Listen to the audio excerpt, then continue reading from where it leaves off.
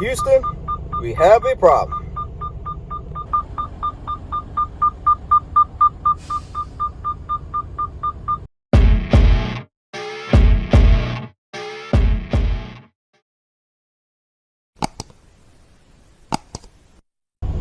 Welcome back to the channel, you guys. My name is Jack. This is GasDiesel Garage, and in today's episode, well, we're going to take care of that very, very annoying noise. So stay tuned.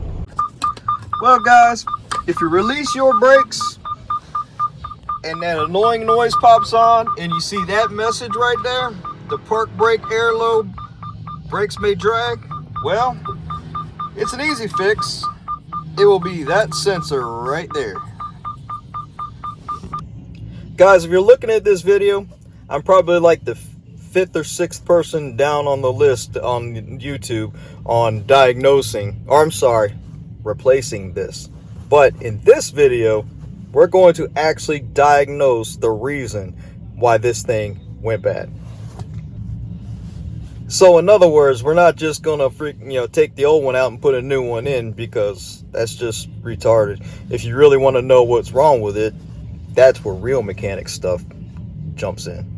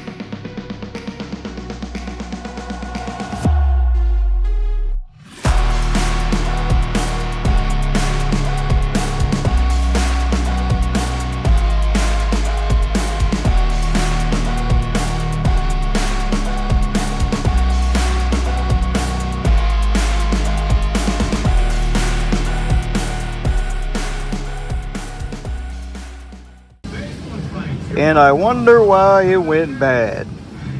Look at all that rust. And I bet you there's rust in that hole down there too. Yep. Looks like that's the culprit.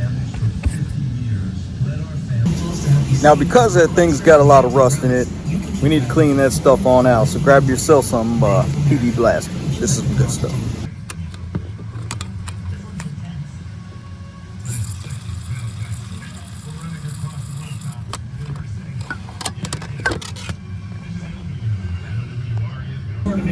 Now, of course, I'm not going to leave all of that crap in there, that PB blaster. So what I'm going to do now is close the air tanks, and then I'm going to start it up and let the air blow that stuff on out.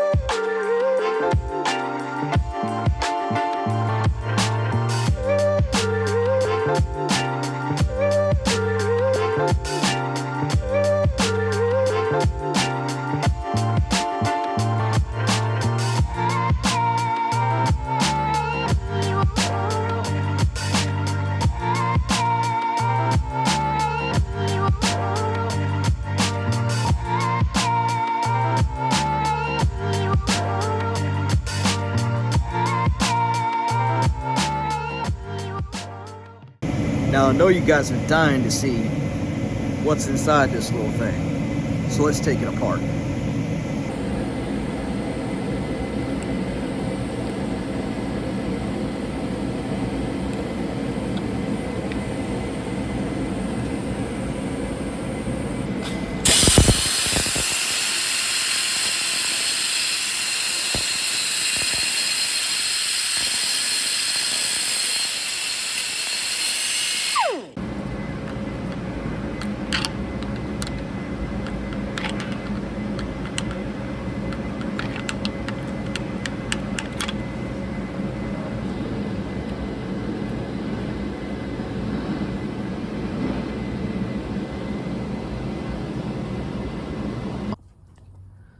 Okay, I want to show you guys the inner workings of this Honeywell brake switch that is found on most Freightliners and some other models, I'm sure. This is the air brake switch that sits up under your dash right above your foot, basically on the foot pedal. But earlier in the video, I showed you how rusted that thing was, and that's what was causing the brakes may drag message on your dash. And sometimes it will make your brake lights flash when it's off, or your brake lights may stay on, which more than likely. But let me show you exactly why that happens. As you can see, it has an electrical plug right there, and it's got power going to one leg of this. It's a 2-pin switch, as you see. Now let's take it apart. Oh, and then your air supply goes through that little nipple right there, if you can see. Now I'm gonna separate it, but you can't really separate these things, you know, by hand. I had to cut this thing out. So let's slide this out, and you see this little black thing right here? That right there. Let me pull this out. Let me pull it out. Okay. Now air comes through and pushes on this little valve, or I'm sorry, baffle right there. It's a piece of plastic. See? It's a piece of plastic that pushes on that and pushes on the washer, pushes on that little black piece, and then it hits this little electrical tab, completing the circuit, sending this power into that power. So if this is always pushed in, or basically closed, then yes, your lights are going to stay on, or your brake lights are going to stay on. You're going to have that brakes may drag light, and you're going to have a real problem on your hands. So that's the inner workings of the sensor. So basically what we're going to do is basically replace it.